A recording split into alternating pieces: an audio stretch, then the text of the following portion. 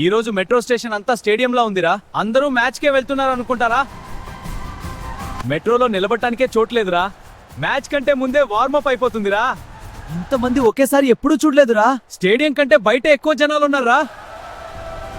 Live match చూడటం first time రా. ఈ రోజు ఫుల్ ఎంజాయ్ రా. Lucknow Super Giants have won the toss. We will bowl first. Today's match is going to be very exciting.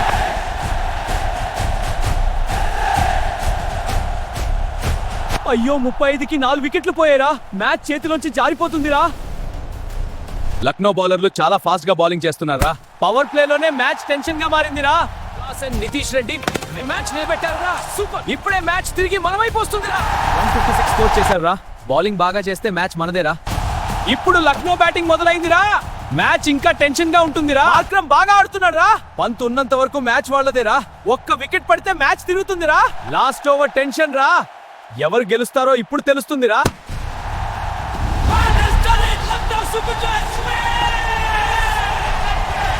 Match ఓడిపోయాం రా.